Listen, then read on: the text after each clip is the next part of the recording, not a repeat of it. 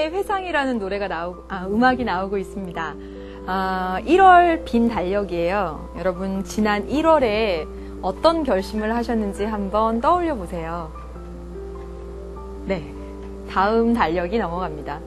3월 개학하고 또는 혼자 공부한 학생들도 3월이 되면서 그동안 무너졌던 마음 다잡으면서 또 다른 새로운 결심을 했을 겁니다. 그렇죠, 여러분. 3월 달력 지나가고 7월 여름이 다가왔습니다. 많이 힘들어하고 그리고 슬럼프라고 하고 그러면서 시간을 막 보냈죠. 그리고 8월이 왔습니다. 8월 여름, 그리고 이 방송이 나갈 9월, 여러분은 혹시 지난 일들에 대한 후회만 하고 있는 것은 아닌지 여러분 빈 달력들을 보여드리면서 여러분에게 묻고 싶었습니다. 음악은요, 추천 이준경 학생이 해주었고요. 이루마의 회상입니다. 안녕하세요. 재미있는 정치, 즐거운 봄, 정치의 지도를 그리자. 수능 완성 정치를 맡은 박봄입니다. 제가 그 빈 달력들을 딱 보고 있으려니까 와, 이 시간들이 언제 다 이렇게 지나갔지? 하는 생각들이 들더라고요. 그래서 사실은 8장의 달력을 다 준비했다가 몇 장 빼고 이렇게 보여드리면서 여러분도 한번 여러분의 달력들을 한번 이렇게 펼쳐보면서 그 시간들을 어떻게 보냈는지 한 번쯤은 회상해 보시고요. 그리고 앞으로 다가올 시간들, 그 시간들이 지나고 난 이후에 또 다시 달력들을 보시면서 후회하지 않도록 남은 시간 정말 최선을 다하시길 부탁드리겠습니다.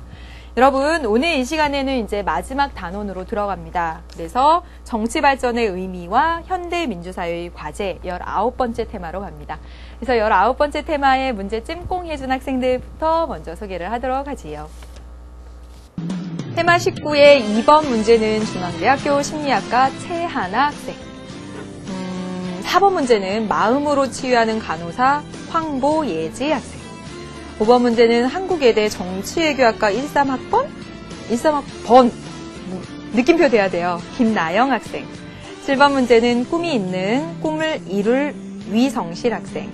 8번 문제는 수능 날까지 포기하지 않을 류수와 이렇게 찜해주었습니다.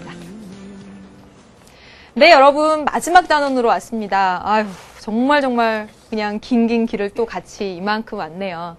여러분, 지난 시간까지 해서 우리 국제정치 파트를 거의 마무리를 지었습니다. 물론 한 문제 남아있어요. 한 문제 남아있는데요. 지난 시간에 5번 문제를 조금 선생님이 급하게 끝낸 감이 있어서 그 문제가 좀 어려운 문제거든요. 그러니까 문제를 풀이하는 것도 그렇고 그리고 제시문 자체가 조금 어려웠어요. 그래서 좀 부가 설명을 드리면 여러분 아시죠? 48분 30초 안에 이걸 끝내야 한다는 것을. 그래서 부가 설명을 좀 드리면 공유지의 비극이라고 하는 것은 아래 여러분 써있다시피 여러분 어디냐면 122쪽에 5번 문항입니다. 122쪽 5번 문항. 보면 공유지의 비극은 맑은 공기, 호수에 있는 고기와 같이 모두가 공유하고 있는 자원은 사적 이익을 추구하는 시장에 맡겨두면 남용되어서 결국 고갈되거나 회복 불가능해진다는 것. 그래서 예를 들면 정말 그 바닷가에 어떤 고기들이 다 없어지는 것 있잖아요. 어떤 어족이 다 없어지고 이러는 것들은 거기에 소유권이 없고 그게 공유지기 때문에 내게 아니기 때문에 누구든지 가서 막 함부로 잡고 그러기 때문에 없어지는 겁니다. 지난 시간에 설명드릴 때 화장실의 휴지처럼 말이죠. 화장실의 휴지가 자꾸 금방금방 없어지는 건 내게 아니라 공유지라서 금방금방 없어지게 되는 거죠. 바로 그것을 공유지의 비극이라고 합니다. 그것들을 해소하기 위한 방안으로서 가는 그렇다면 소유권을 주면 될 거 아니냐. 소유권을 주자. 소유권이 없어서 내게 아니라서 낭비해가지고 결국은 고갈이 된다면 그래서 비극적인 일이라면 각각의 국가들에게 소유권을 주자. 그게 바로 가의 해결책이었고 나의 해결책은 저 위에 상위에 어떤 관리 시스템을 만들자. 라고 했던 게 나의 해결책이었습니다. 여기까지 되셨나요? 그래놓고 정답은 여러분 2번이었는데 다시 말하면 국가에게 소유권을 주자라고 했던 것은 경제 주체의 합리적인 사고 능력을 전제한다. 다시 말하면 그 각 소유권을 가진 경제 주체들은 내 것이 되면 그 다음엔 합리적인 사고를 하여서 비용은 조금 들어가고 그것들을 잘 보존할 수 있게 할 것이다. 라는 것을 전제한 것이죠. 그래서 2번이 맞습니다. 그 다음에 여러분 4번 선지와 같은 경우에 나는 가와 달리 소유권 경계를 정하기 힘든, 그렇다면 소유권 경계를 정하기 힘든 해양 자원과 같은 경우, 해양 오염 문제를 해결하기 위한 경우에는 오히려 국가별로 소유권을 주는 것보다는 그 위에 관리 시스템이 있을 때 해결하기가 더 용이하겠죠. 그래서 4번에서 어렵다라고 했으니까 틀린 거죠. 여러분 이해되셨습니까? 네. 그 다음에 5번에 보면 가나 모두 초국가적인 국제기구를 통한 해결을 지향한다라고 했는데, 나에서 국제적인 관리 시스템이라고 보여지는 것은 초국가적인 그런 행위 주체라고 볼 수도 있기 때문에 지향한다라고 하는 게 틀린 게 됩니다. 되셨나요? 이제 마지막 문제 한 문제 더 해결해 보도록 하겠습니다. 볼게요. 여러분 122쪽에 지금 6번 문제, 그 아래 문제입니다. 초등학교 선생님이 되고 싶은 희연이 잘 보세요. 마지막 문제입니다. 국제 정치 파트의 마지막. 다음 글의 내용에 부합하는 사례입니다. 오늘날 국력을 평가함에 있어서 소프트 파워가 주목받고 있다. 소프트 파워는 뭐냐면 국가의 가치와 처신이 세계적으로 높게 인정받음으로써 형성되는 국제적 영향력. 어떤 한 국가의 가치, 처신이 인정받음으로써 형성되는 국제적 영향력을 말한대요. 군사적 능력이나 어떤 경제력과 관련되는 소위 하드 파워와 달리 소프트 파워는 다른 행위자로 하여금 바람직한 행동을 유발하는 규범과 제도를 따르도록 하거나 어떤 그런 영향력 같은 거예요. 또는 그것에 동의하도록 설득함으로써 목표를 달성하는 어떤 능력. 다시 말하면 여러분 지금 보세요. 소프트 파워와 하드 파워를 비교해 보세요. 하드 파워는 경제력, 군사력과 같이 정말 눈에 보이는 어떤 그런 물질적인 어떤 덩어리, 어떤 그런 것이라고 한다면, 이 소프트 파워는 국가의 가치, 처신, 어떤 설득 능력, 이런 것들을 의미하죠. 이게 딱 구분이 되죠. 그래서 이는 문화, 이념, 제도 등의 자원으로 구성된다라고 했습니다. 지금 소프트 파워에 대해서 설명을 하고 있는 겁니다. 가치, 처신, 어떤 설득 능력, 문화, 이념, 제도 등. 이게 바로 소프트 파워가 되는 거죠. 그러면 이에 부합하는 사례를 한번 골라보래요. 보세요. 인도는 엄청난, 선생님이 아까 물질적이라고 그랬죠? 물리적인 것. 물리적인 것. 하드 파워는 물리적으로 어떤 덩어리, 진짜 그 군사력, 경제력 하는 그런 좀 다른 느낌으로 와 닿죠? 보겠습니다. 인도는 엄청난 인구의 국내 수요로 인해서 국제사회의 주요 외교 대상국으로 부상하고 있다. 지금 보세요. 인도는 엄청난 인구라고 했습니다. 여러분 이 인구는 소프트 파워로 보여요? 하드 파워로 보여요? 그렇죠. 하드 파워로 보이죠. 희연이 그렇죠.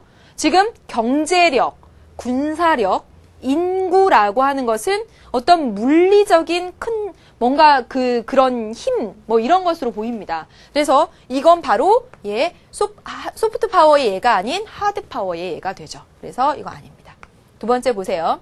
지속적으로 성장하고 있는 중국의 제조업은 세계의 공장으로서 중국의 지위를 확고히 하고 있다. 중국의 제조업, 세계의 공장. 어때요? 경제적인 뭔가죠. 경제력이죠. 경제력은 대표적으로 하드 파워에 들어가죠. 따라서 여기서 말하는 소프트 파워 아닙니다. 그러면 디귿과 리을을 한번 볼까요? 북유럽 국가들의 환경 친화적인 어떤 정책은 지구촌 환경 국제 규범의 형성을 이끄는 원동력이 되고 있다. 어떻습니까, 여러분? 소프트 파워라고 볼 수가 있죠. 국가의 가치, 또 여러분 더 내려가서 어떤 제도를 따르도록 하거나 그것에 동의하도록 설득하도록 하는 능력. 그래서 북유럽 국가들의 환경 친화적 정책이 지구촌의 국제 환경 규범을 형성하도록 이끌었어요. 그러니까 이게 전형적으로 소프트 파워의 예가 되는 거죠. 맞습니다. 다음 볼게요. 미국의 자유와 민주적인 가치는 독재국가에 대한 국제사회의 제재 동참을 이끌어내는 바탕이 되고 있다. 자유라는 가치, 그리고 민주적인 가치, 바로 소프트 파워의 예가 되는 거죠. 맞습니다.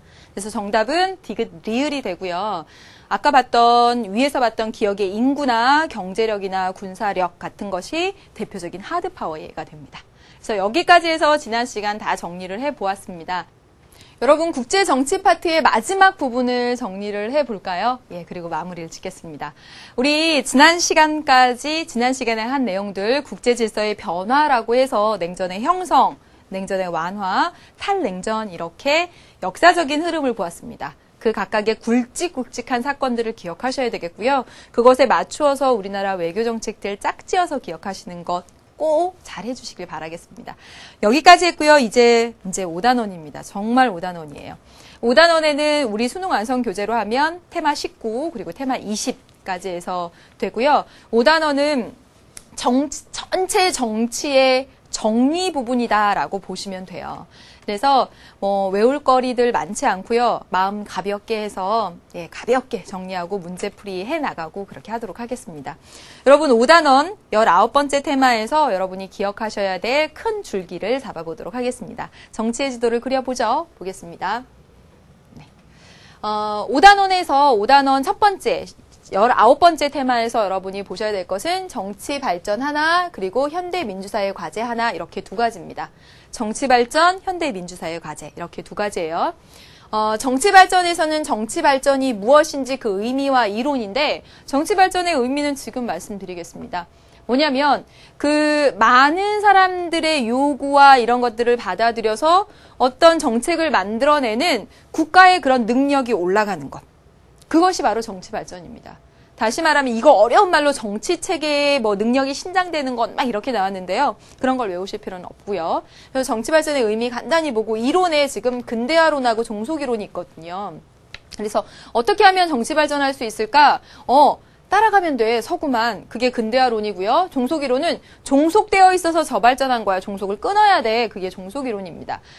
과거에는 조금 출제가 됐었는데요. 거의 최근에는 출제된 적이 거의 없습니다. 거의 없습니다. 그래서 여러분 개념 정도만 알아두시면 될 것 같아요. 우리나라의 정치 발전을 하면 어떻게 공부하시면 되냐면 1987년 6월 항쟁을 기점으로 해서 그 이전에 저항기, 그 이후에 발전기 해가지고 기억을 하시는데 이 내용도 물론 앞에서 우리 1단원에서 저항권하고 할 때 4.19, 그 다음에 유신체제에 대한 저항, 이런 것들을 하면서 다 했던 내용입니다. 여러분 역사 근현대사가 아니기 때문에 이 부분도 역시 연도를 암기하거나 이렇게 하실 필요는 없고요. 87년 6월 항쟁을 기점으로 해서 민주주의를 위한 그 권위주의 독재에 대한 저항기, 발전기 이렇게 기억을 하시면 되겠네요. 다시 하겠습니다, 여러분. 지금 5단원의 19번째 주제에서 여러분 정치 발전 하나, 현대 민주사회 과제 하나입니다. 정치 발전에서는 정치 발전 이론 정도 생각하시면 되는데 출제될 가능성은 매우 많이 희박합니다. 그리고 우리나라의 정치 발전 과정 역시나 단독으로 출제될 가능성은 굉장히 희박해요. 이렇게 되어 있고요. 그 다음에 오히려 출제가 된다면 현대 민주사회의 과제가 출제될 수 있습니다. 교재마다 다른데 어떤 교재에서는 5가지, 6가지 이렇게 막 나와 있는데요. 한 3-4가지 정도만 아시면 되는데 현대 민주사회의 과제, 숙제입니다. 숙제 뭐냐면 첫 번째, 사회통합. 현대 민주사회에서 나타나는 현대 민주사회가 아니었을 때를 여러분 생각해 보세요. 그때는 독재, 권위주의 정부하에 눌려 있습니다. 말 찍소리도 못해요. 한마디도 못해요. 그러니까 하라는 대로 시키는 대로 탁탁탁탁 이렇게 돼요. 그런데 민주주의가 되면서 정말 그동안 억눌렸던 욕구들이 분출하고 이익집단 시민단체 활동들이 활발해지는 등 이것이 민주사회의 모습이잖아요. 그런데 그것과 더불어서 점점점 나타나는 게 뭐냐면 정말 갈등들이 심각하게 나타난다는 거죠. 누구나 자기 이익을 표출하고 그러다 보니까 집단과 집단 간의 갈등 표출이 잦아지고 이러면서 이 현대 민주사회의 그 대표적인 숙제, 과제로서 사회통합, 사회를 하나로 뭉치게 하는 통합, 이게 큰 과제가 되겠다라는 거고요. 두 번째 뭐 얘기하냐면요. 현대 민주주의 사회의 특징은 복지국가입니다. 그런데 이 복지를 잘 해야 하는 것도 과제가 되고 복지국가를 하다 보면 지향하다 보면 행정부가 비대화되잖아요. 그래서 행정부가 커지다 보면 그 국민이 뽑지 않은 관료에 의한 지배. 그러면서 인권 침해가 나타날 수 있죠. 그래서 복지와 인권의 조화. 이것도 하나의 숙제가 될 수가 있습니다. 세 번째 얘기하는 건 참여증대 이런 게 되는데요. 또 되게 많아요. 얘기 이렇게 쭉 하다 보면 교과서마다 다릅니다. 그런데 한 이 정도만 얘기해 보면 되는데 이런 얘기들 있잖아요. 사회통합. 이거는 정말 우리가 기본적인 수준에서 뭐 별도로 뭐 개념 공부가 필요하거나 그렇진 않습니다. 그리고 복지와 인권의 조화, 복지국가 하는 얘기들은 이미 앞서서 다 했던 내용들이 되고 역시 참여도 앞서서 다 1, 2, 3단원을 걸쳐서 다 했던 내용들이 돼요. 따라서 5단원은 그동안 1, 2, 3, 4단원을 통해서 했던 내용들을 정리하는 단원이다라고 생각하시면 됩니다. 이제 다시 한 번만 마인드맵을 그려볼까요? 정치발전과 현대민주사회의 과제입니다. 정치발전에 이론이 있다. 근대화론, 종속이론. 대략적으로 한번 보시면 돼요. 네. 그리고 우리나라의 정치 발전. 그것은 문제 통해서 여러분 확인을 해보겠고요. 그 문제 정도만 여러분 기억을 하시면 됩니다. 우리 교재 문제 128페이지 5번 문제 보면서 여러분 확인을 하시면 됩니다. 그리고 현대민주사회의 과제라고 하는 것, 뭐 교과서마다 몇 가지씩 있지만 사회통합이라는 숙제, 그리고 복지와 인권의 조화라는 숙제, 그리고 참여 증대라는 숙제 정도 생각하시면 된다. 여기까지 됐죠? 됐죠, 여러분? 그러면 먼저 이제 정치 발전에 관련해서 먼저 살펴보도록 하겠습니다. 우리 교재에 나와 있는 정치 발전 이론에 대한 그 설명을 보고 나서 이제 진행해 나가도록 할게요.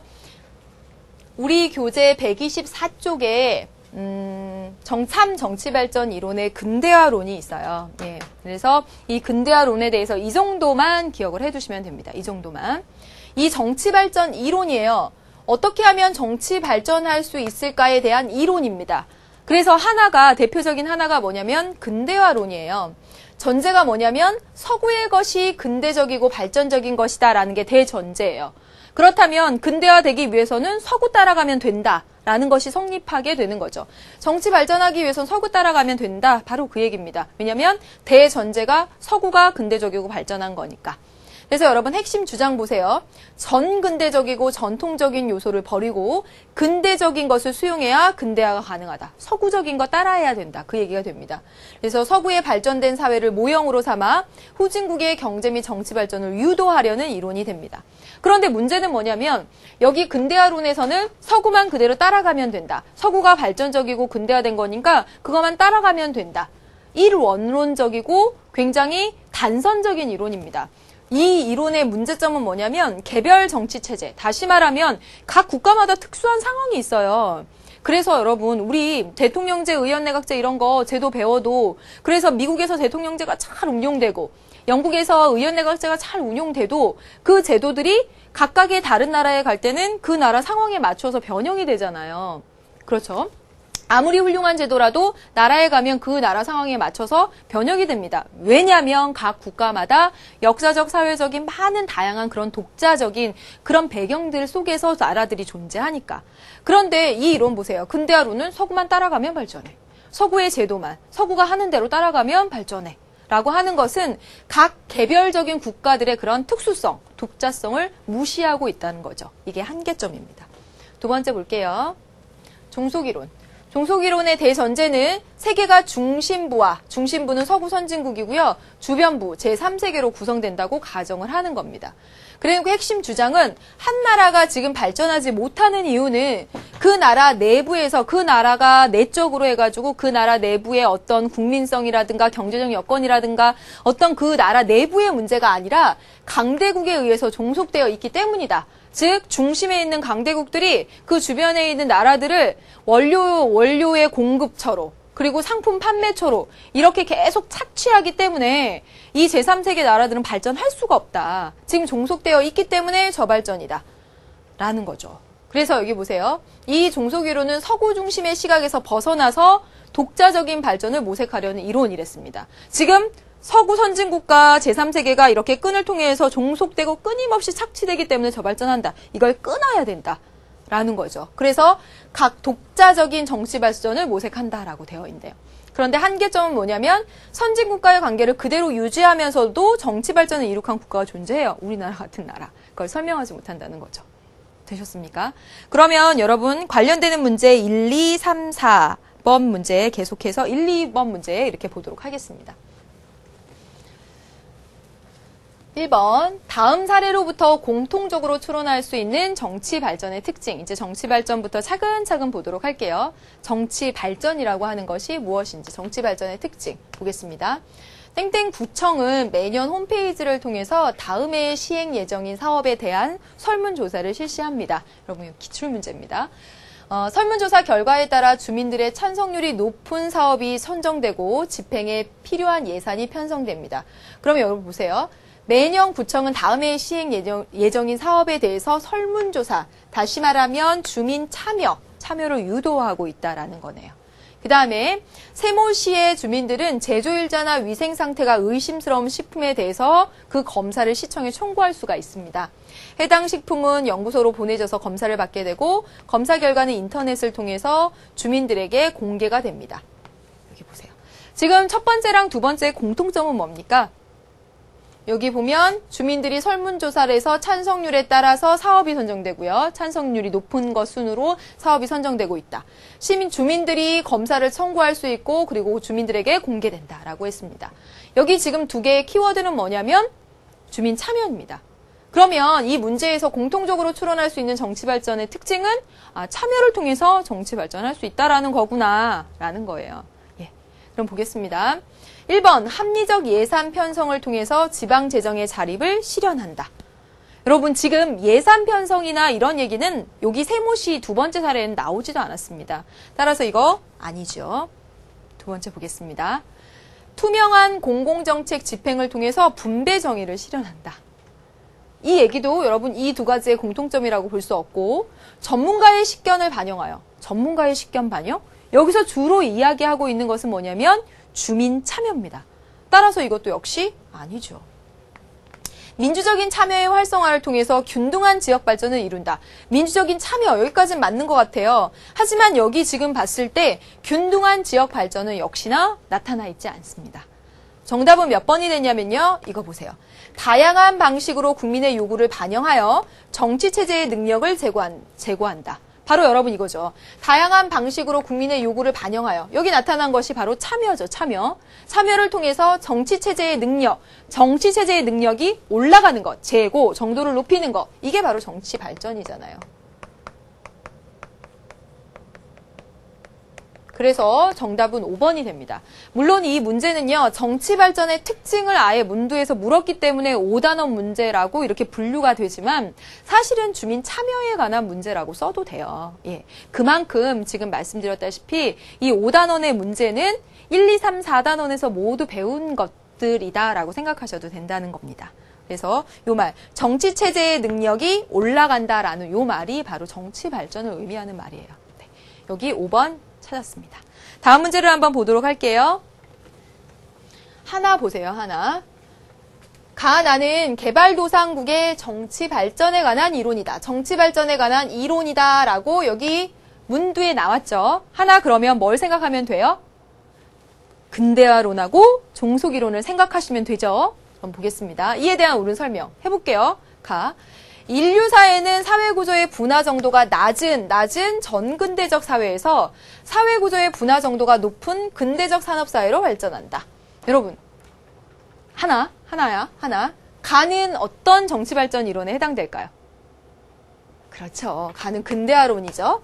그런데 여기서 좀 어려운 말이 있습니다. 뭐냐면 분화 정도가 낮은, 분화 정도가 높은 이런 말이 있죠.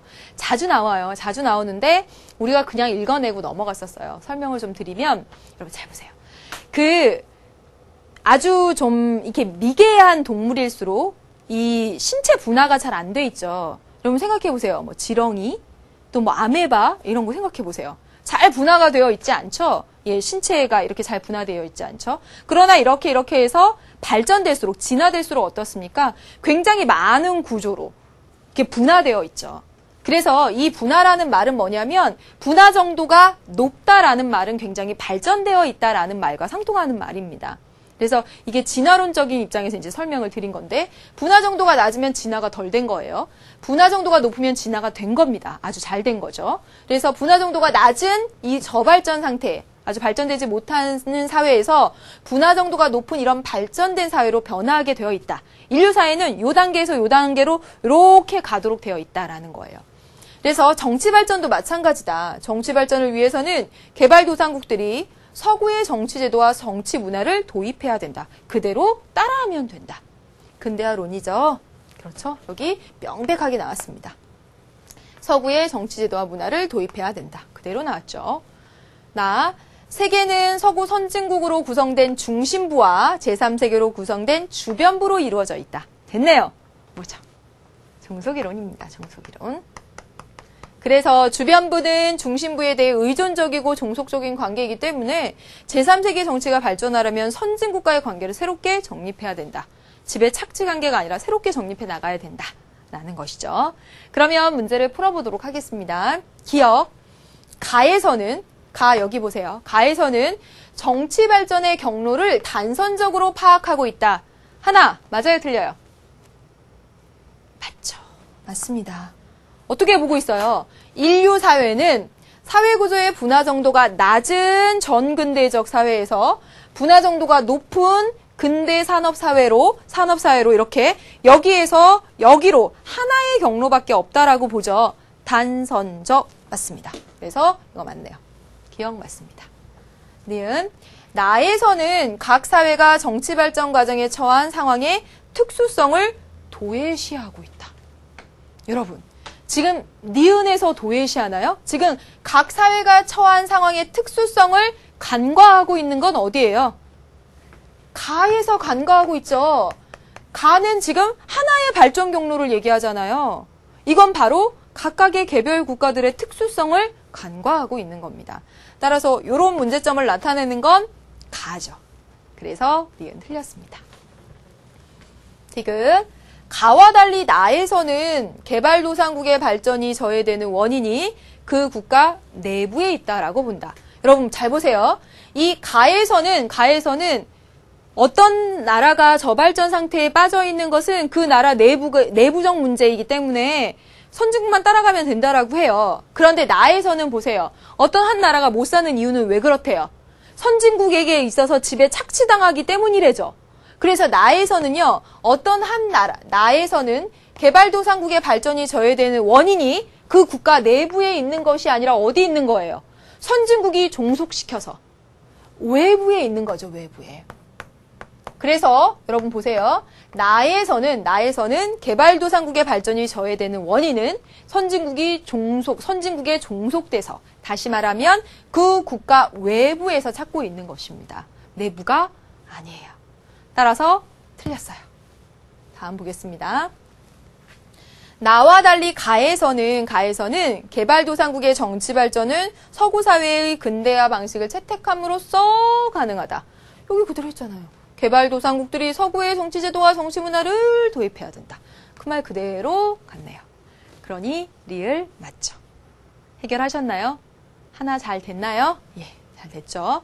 이와 같이 지금 근대화론, 종속이론 이렇게 해서 하나하나씩 배치돼서 그 특징들 묻는 것으로 나왔는데요. 여러분 제일 앞에 내용 정리 부분에 있는 것 또는 여러분이 그동안 노트 필기해 두신 것 정도를 이해하시고 이 문제 정도를 풀어내시면, 사실은 이 문제도 쉬운 문제는 아닙니다. 아니었죠. 여러분 많이 틀렸죠. 그래서 이 문제 정도까지 풀어내시면 이 부분에 대해서 어떤 형식으로 나와도 다 풀어낼 수 있고요. 그리고 단독으로 될 가능성은 그렇게 높진 않습니다. 다음 또 보도록 하겠습니다. 이제 지금부터 볼 것은요. 잘 보세요. 지금 1번 문제가 어떤 문제였냐면 정치 발전 그 자체의 의미에 대한 문제였어요. 그래서 정치 체계의 능력이 올라가는 것, 그게 바로 정치 발전이다. 라는 것, 참여를 통해서 정치 발전한다는 그런 사례와 관련된 문제 1번 보셨고요. 2번 문제는 정치 발전 이론에 대한 문제를 보셨어요. 이제 정치 발전과 관련해서 하나 더 공부할 것은 뭐냐면 우리나라의 정치 발전입니다. 우리나라의 정치 발전. 그래서 여러분 지금 이 과정 그대로 해서 이렇게 해석해 내시면 돼요. 이거 뭐 어려운 것은 별로 없습니다. 기출문제 보면요. 우리나라의 정치 발전 관련해서 단독으로 출제된 적도 사실은 거의 없다. 그래서 여기 우리 수능 완성 교재 문제 3번, 4번, 그리고 5번까지가 우리나라의 정치 발전이거든요. 이 세 문제 잘 풀어내면 뭐 나중에 별도로 공부하실 거 없다고 봅니다. 보겠습니다. 가산업화 과정에서는 정부 주도로 경제 개발에 아주 주력을 했었죠. 70년대 뭐 이렇게. 그리고 민주화 과정 80년대 말부터 해서 이제 90년대에 다양한 가치의 분출과 의사를 수렴하게 되었다. 그리고 이제 복지국가 과정을 거쳐서 그래서 분배를 중시하게 되고 이제 통일 지향 과정, 남북한의 이질성 극복 이렇게 됐네요. 그러면 1번부터 한번 해보도록 할게요. 1번. 가 산업화 과정에서는 행정부의 권력 집중 현상과 권위주의가 나타난다. 그렇죠. 이때 당시에 정부, 대통령, 그 정부 위주로 해가지고 이 산업화가 추진이 됐죠. 그리고 권위주의 나타났죠. 맞습니다. 2번, 이 민주화 과정에서는 시민사회단체의 활성화로 정치 참여 기회가 확대되게 되죠. 그래서 87년 이후에 이제 87년 6월 항쟁 이후에 정말 시민단체의 이익 집단들이 이제 폭발적으로 증가하게 되면서 다양한 가치 분출, 이게 맞는 얘기가 됩니다. 맞아요. 여기 맞습니다. 다음 3번 볼게요. 다에서는 사회 경제적 갈등의 완화를 위해서 사회 안전망을 확충해야 된다. 여러분 지금 다 복지국가 과정에서 분배를 이제 중시하게 되었다고 했잖아요. 그동안 우리나라가 계속 산업화, 즉 다시 말하면 성장 위주로 가게 되면서 빈부격차가 굉장히 심각해졌죠. 이제 그것들, 빈부격차에 따른 사회 경제적 갈등을 완화하기 위해서 이제 복지국가 과정 다에 이르게 됩니다. 여기서 여러분 사회 안전망이라는 말이 나오는데 이게 복지제도라고 생각하시면 돼요. 복지제도를 확충해야 된다. 이렇게 읽어도 돼요. 복지제도가 뭐예요? 사회적 약자에 대한 배려죠. 사회 안전망이 뭡니까? 정말 이렇게 망을 쳐서 그대로 생각해 보세요. 그 망을 쳐서 정말 보호할 수 있는 저 벼락으로 떨어지지 않도록 이렇게 망을 쳐놓는 거. 그게 바로 사회적으로 따져보면 복지제도가 되는 거죠. 정말 먹지도 못하고 교육도 못 받고 저 나락으로 떨어지지 않게 하도록 하는 세후의 안전망. 그게 바로 복지제도가 되는 거잖아요. 그래서 이 사회 안전망을 복지제도로 해석을 하셔서 다에서는 사회 경제적 갈등의 완화를 위해서 복지제도를 확충한다. 맞는 얘기가 됩니다. 맞죠? 그 다음에 4번 볼게요. 이 라에서는 민족 동질성 회복을 위한 사회 통합이 요구된다. 이질성 극복. 그러면 동질성 하자, 회복하자. 맞는 얘기 되겠습니다. 5번. 가에서는 다에서보다 경제적 양극화 해소를 위한 정부의 노력이 집중된다. 여러분, 지금 가에서는 지금 산업화 과정이에요. 성장을 중시하고 다에서 분배를 중시합니다. 가하고 다 중에 어디에서 양극화 해소를 위해서 노력하겠어요? 빈부격차 해소를 위해서 어디서 더 노력하겠습니까? 다에서도 노력하죠. 가에서는이 아니라 다에서는 이렇게 해야 되겠죠. 그래서 5번이 틀린 얘기. 그래서 정답은 5번 이렇게 고르시면 되겠습니다. 여러분 이런 문제 참 좋네요. 예. 뭐 다양한 여러 가지가 다 나오고 있어요. 우리나라의 정치 발전이지만 복지에 대한 이야기도 나오고 통일에 대한 이야기도 나오니까 복합적인 이런 문제로 보여집니다. 또 다음 문제 볼게요. 4번 문제 보겠습니다. 마음으로 치유하는 간호사 예지 보십시오. 다음은 우리나라 7차 개정헌법의 일부 조항입니다. 이 헌법 개정에 대해서 옳게 진술한 학생이에요. 이 내용을 한번 읽어보도록 할게요. 대통령은 통일주체 국민회의라는 데서 토론 없이 토론도 하지 않고요. 무기명 투표로 선거합니다. 국민이 직접 뽑는 게 아니라 여기서 토론도 하지 않고 뽑아요. 또 보세요. 이 통일주체 국민회의에서는 또 또 하냐면 국회의원 정수의 3분의 1에 해당하는 수의 국회의원을 여기서 선출해요. 국민이 대통령도 뽑지 않고 국회의원도 3분의 1은 국민이 뽑지 않고 통일주체 국민회의에서 뽑네요. 또 국회의원 후보자는요. 대통령이 일괄 추천한대요. 예. 참 이거야말로 참 하나도 민주적이지 않습니다. 또 보세요. 후보자 전체에 대한 찬반을 투표에 붙여서 재적 대의원 과반수의 출석과 출석 대의원 과반수의 찬성으로 당선을 결정한다는 거예요. 잘 보세요. 통일주체 국민회의에서 토론도 거치지 않고 대통령 뽑아요. 그리고 통일주체 국민회의에서 대통령이 국회의원 후보자를 이렇게 미리 정해놓으면 가서 찬반 투표를 이 통일주체 국민회의에서 하는 거예요. 그래서 국회의원의 3분의 1은 사실 누가 뽑은 거예요? 대통령이 뽑은 거나 다름이 없죠. 그렇죠? 입법부의 구성원을 대통령이 뽑은 것이나 다름이 없습니다. 또 통일주체 국민회의 또 보니까 국회가 발의 의결한 헌법 개정안을 최종적으로 의결 확정합니다. 여러분 헌법은 최종적으로 누가 확인하나요? 국민이 해야 되는데 통일주체 국민회의에서 하고 있습니다. 또 지방의회는 지방자치를 의미하는 거죠. 지방의회는 조국 통일이 이루어질 때까지 구성하지 아니한다. 지방자치 안 한다. 이렇게 되어 있는 겁니다. 여러분 우리 맨 앞에 배웠던 거 생각나시나요? 1단원에서 민주정치의 원리, 국민주권, 대의제, 입헌주의, 권력분립, 지방자치. 이 5가지는 민주주의의 이념을 달성하기 위한 원리라고 했습니다. 민주주의 국가라고 한다면 이게 있어야 된다고요. 그런데 여기에 지방자치 없다라는 거예요. 그럼 민주주의가 아니다라는 얘기예요. 권력분립도 안 됐죠? 민주주의 아닌 그런 모습들 나타나고 있는 겁니다. 갑 보겠습니다. 갑. 행정부 수반의 권한 약화를 초래한 개헌이군요. 행정부 수반, 대통령의 권한 약화를 초래했나요? 아니잖아요. 그렇죠? 네, 아닙니다. 을, 예지가 대답해 보세요. 풀뿌리 민주주의 발전을 가로막는 개헌이군요. 예지 맞아요. 풀뿌리 민주주의. 이거 뭐죠? 지방자치죠. 지방자치. 여기. 예지 맞죠? 맞습니다. 을은 맞네요. 병. 주권이 국민에게 있다는 원리를 훼손한 개헌이군요. 주권이 국민에게 있다는 원리는 국민주권. 국민주권이죠. 국민주권의 원리를 훼손한 거죠. 예, 국민이 뽑아야 될 대통령, 국민이 뽑아야 될 국회의원, 국민이 뽑고 있지 못하죠. 국민주권의 원리를 훼손한 개헌이네요. 맞습니다. 다음 볼게요. 정. 국가 권력 상호 간의 견제 약화를 초래한 개헌이군요. 그렇죠. 권력 분립에 따라서 입법부가 행정부를 견제할 수 있고 행정부가 입법부를 견제할 수 있어야 하는데 지금 보면 대통령이 국회의원 후보를 일괄 추천해서 그에 대해서 찬반 투표를 통일주체 국민회의에서 한 거예요. 이런 과정을 통해서 어떻게 국가 권력기관 상호 간의 견제 이런 것을 잘 할 수가 있겠습니까? 못하죠. 그렇죠? 맞습니다. 여러분 지금 이 문제는 우리나라 7차 개정 헌법의 일부 조항을 통해서 우리나라 정치 발전에 대한 문제이기도 하지만 사실 이거 다 주어지고 우리 이거 외워서 하는 거 아니잖아요. 이거 다 주어지고 지금 보여지는 것들 1단원에서 했던 권력 분립의 원리라든가 국민주권의 원리라든가 지방자치의 원리라든가 하는 민주정치의 원리와 관련된 문제라고 볼 수도 있습니다. 따라서 5단원 몇 번 해서 말씀드리지만 앞서 봤던 그런 모든 내용들을 정리하는 단원이다. 이렇게 생각하시고 보시면 되겠습니다.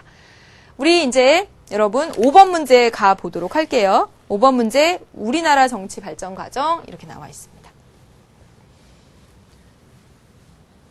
나영이 보십시오. 나영이 외대 정치외교학과 13학번 이렇게 학번 가다는 우리나라 정치 발전 과정에서 발생한 사건들입니다. 대표적으로 이 사건들 생각하시면 되죠. 4.19 혁명, 1960년대, 그 다음에 유신반대, 1970년대, 그리고 6월 민주항쟁, 1980년대 이렇습니다. 그래서 이 다 독재 정권에 대한 저항이고 이 6월 민주항쟁 이후에 민주정치의 발전을 가져오게 되었죠. 그 다음에 그럼 기억부터 보도록 할게요. 기억부터 보겠습니다. 가의 결과, 4.19 혁명의 결과 보통선거제가 실시되었다. 나영, 맞아요. 4.19 혁명 이후에 보통선거가 실시되었다. 4.19 혁명을 통해서 보통선거 확립하라 이러고 주장했나요? 아니죠, 여러분. 네. 보통선거는요, 우리나라의 경우에는 보통선거를 하게 해달라는 그런 투쟁의 역사는 없었습니다. 왜냐하면 우리나라 정부가 수립되면서 바로 이것은 이루어졌거든요. 그래서 이건 아닙니다. 니은 다는 대통령 직선제 도입을 요구한 한 거였죠. 6월 민주항쟁 맞습니다. 그 전에 그 군사 독재였고 계속 군사 독재를 이어가려고 하니까 간선제, 체육관에서 이렇게 하려고 하니까 국민들이 대통령은 우리 손으로라고 하면서 막 들고 일어났던 거잖아요. 그래서 직선제 도입을 요구한 한 거 맞습니다. 맞아요. 그 다음에 디귿. 위 사건들은 이 순서로 전개되었다. 가, 다, 나. 가, 다, 나. 가, 다, 나. 맞아요? 아니죠. 가, 나, 다. 1960년대, 70년대, 80년대. 이렇습니다. 그러니까 여기 두 개가 순서가 바뀌었지요. 그래서 아닙니다. 이제 리을 볼게요. 가나다 모두 부당한 정치 권력에 항거한 투쟁이었죠. 유신에 대한 반대, 그리고 이승만 독재에 대한 반대, 그 다음에 군사 독재, 군사 정권의 계속 그 간선을 통해서 수립되게 되려는 그때 상황에 대한 반대, 이런 것들이니까 부당한 정치 권력에 대한 한 거 맞습니다. 그래서 이거 맞죠. 그래서 정답은 여러분 니은 리을 이렇게 고르시면 되겠고요. 우리나라 정치 발전 관련해서는 이 5번 문제 정도 기억하시면 되겠고 3번 문제가 매우 좋다고 생각합니다. 그리고 4번 문제는 굳이 5단원 문제라고 하지 않아도 될 만한 그래서 진짜 복습하는 차원에서 이렇게 보시면 될 것 같아요.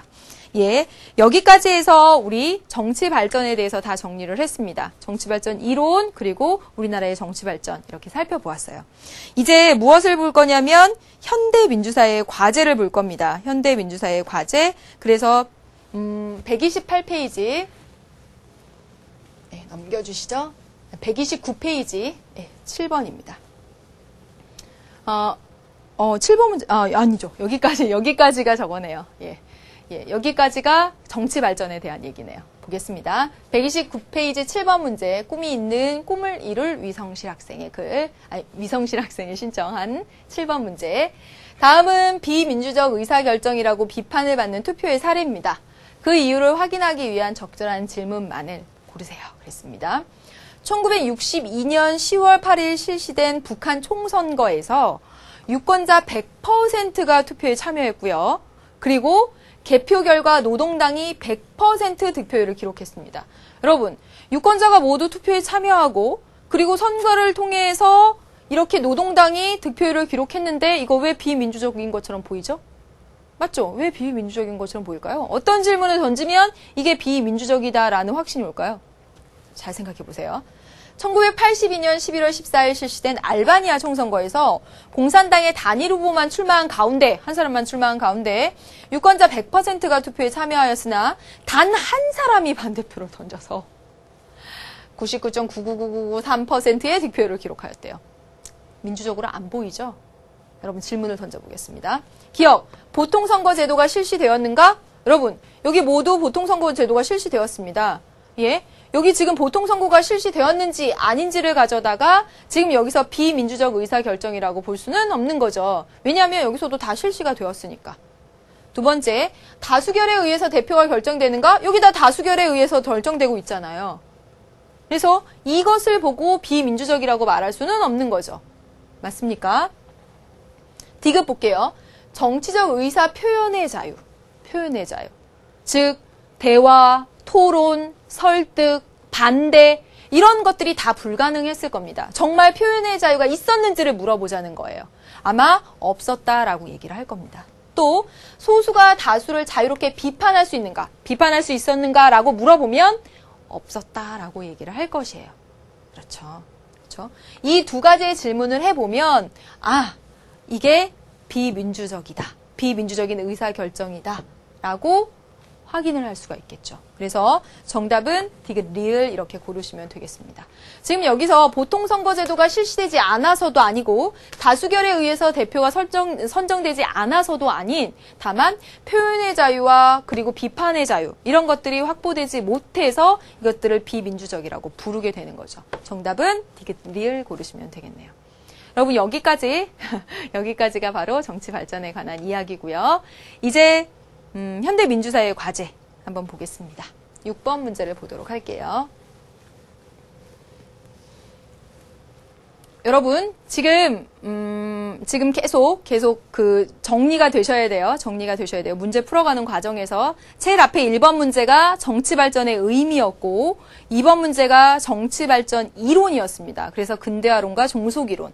그 정도 정리하시면 돼요. 2번 문제는 어렵고도 좋은 문제입니다. 예, 정치 발전에 관련된 문제치고 그리고 3, 4, 5번까지 해서 우리나라 정치 발전이에요. 되셨어요? 그래서 5번 중심으로 해서 역사적인 건 그 정도만 생각해 보시면 된다라고 말씀드렸고 그리고 7번 문제 통해서 독재국가, 정치 발전을 이루지 못한 독재국가의 의사결정 과정 그 문제가 되겠고 이 문제 같은 경우에는 조금 생각해 볼 만하고 어렵기도 하고 그렇습니다. 이제 현대 민주사회의 과제예요. 선생님 몇 가지 있다라고 말씀드렸습니다. 이거 한번 읽어보도록 할게요. 교사의 질문에 대한 학생의 답변으로 옳은 것은 했습니다. 근대 이후 산업화가 진전되고 사회가 아주 복잡해지면서 직업의 전문화와 함께 새로운 직종이 우후죽순격으로 늘어나고 있죠. 이러한 경향은 기존의 직업 세계에 안주해 있던 사람들에게는 자기 몫을 빼앗기는 두려움으로 다가오게 되었고, 또 새로운 경쟁에 대응하지 않을 수 없게 되었다. 또 보세요. 결국 현대사회에서는 다양하고 전문화된 직업을 가진 개인들과 집단들 간에 자기 영역 확보를 위해서 첨예한 대립이 생겨나게 되었다 그랬습니다. 여러분, 이와 같이 사회 변화에 따라 요구되는 현대 민주사회의 과제를 제시해 보세요 그랬습니다. 여러분, 현대 민주사회의 과제 이렇게 딱 주어졌어요. 예. 현대 민주사회의 과제 하면 여러 가지를 제시하기도 하지만 몇 가지 정도 생각하시면 된다고 했습니까? 사회통합, 그리고 복지와 인권의 조화, 그리고 참여, 이 밖에 세계화, 등등, 국제사회 협력, 이런 것들 막 제시되어 있기도 하는데, 이 정도 여러분 생각하시면 돼요. 그러면 이 가운데서 지금 여기, 이 내용에서 지금 유추할 수 있는 현대 민주사회의 과제는 뭔지 잘 떠올려 보세요.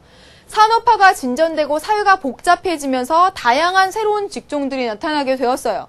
그래서 이런 것은 기존에 있던 사람들에게는 자기 몫을 빼앗길까봐 막 두려움에 떨게 되고, 그리고 새로운 경쟁에 뛰어들게 되면서 현대사회에서는 다양한 집단들 간의 자기 영역 확보를 위한 대립이랬습니다.